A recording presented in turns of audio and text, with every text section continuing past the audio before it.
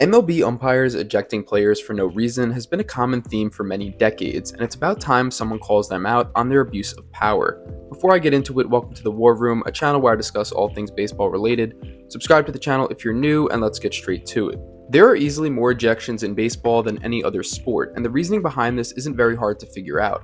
Despite the slow pace of play, the actual speed of the game when the ball is in play is incredibly fast.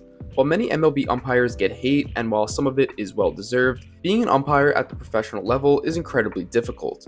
Baseball is known as the game of inches for a reason, because that's the difference between a strike or ball, a runner being safe or out, or a ball being fair or foul, which can often be the difference in the game. But sometimes it's just too close to tell for the naked eye. MLB for some reason was the last of the four major American sports to adopt instant replay, which started in 2008. And even then, it wasn't really the replay fans wanted because it was mainly used on home run balls involving fan interference, but everything else was still up to field umpires to decide. This of course meant players and coaches were still getting ejected at a very high rate. But traditional baseball fans didn't want the game to be ruined by the excessive use of technology. That all changed in 2010 in a game between the Tigers and Indians, a game that many fans consider the major turning point in the push to implement instant replay challenges to the game.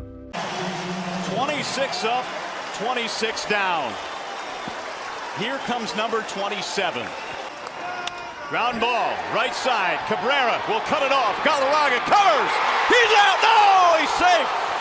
He is safe. He is safe at first base. Why is he safe? Oh my goodness, Jim Joyce, no! Oh, jeez Louise. Oh my goodness. What a travesty. What an absolute travesty for Armando Galarraga.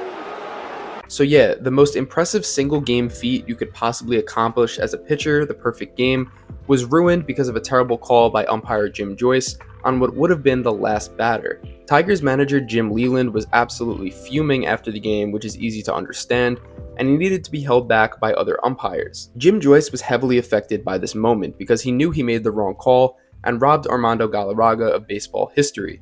Joyce openly apologized for the call, was seen crying the very next day, and even received death threats because of this moment. A call that was so blatantly wrong couldn't be overturned because it wasn't allowed to be reviewed. After testing the use of instant replay for a few years following this incident, the league decided to give it a go. They announced prior to the 2014 season that managers can now challenge tag plays, force outs, catcher's interference, and balls being hit fair or foul as long as it bounces after the base. This was a great decision which was long overdue. Since this moment, the amount of ejections in the league has decreased because if any umpire gets a call wrong on the field, a manager can choose to review it and the call can be overturned, so it's not a big deal. But ejections are very much still part of the game because to this day, you cannot argue balls and strikes.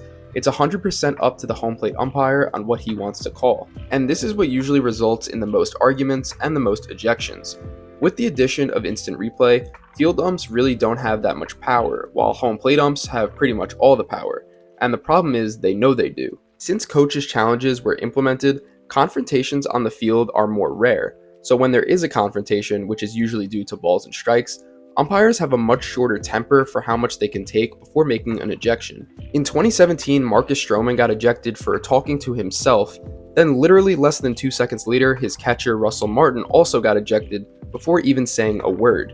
In 2018, Anthony Rendon got ejected for a very similar reason. As cameras showed, he got kicked out of the game for literally doing nothing. The list of umpires looking for problems goes on and on and on, and honestly this video would be 7 hours long if I had to go through all of them. But the most recent one was yesterday in the Giants game, where Brandon Crawford got his third career ejection after he didn't agree with the third base ump's check swing call.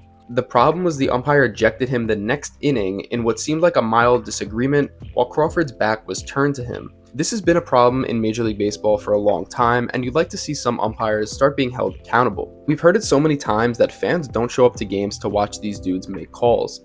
Nobody knows who they are, and nobody really cares. Regardless of how good a player is, anyone who's a victim to these ridiculous umpire ejections has every right to be upset.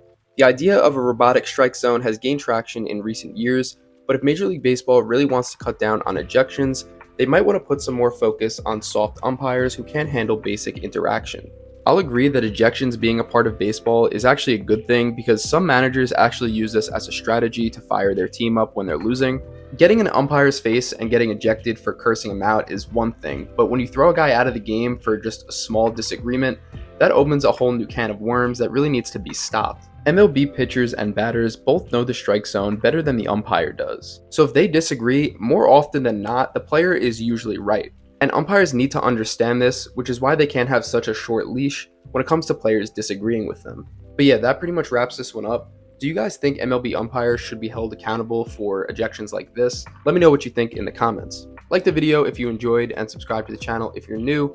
And as always, I'll see you guys in the next one.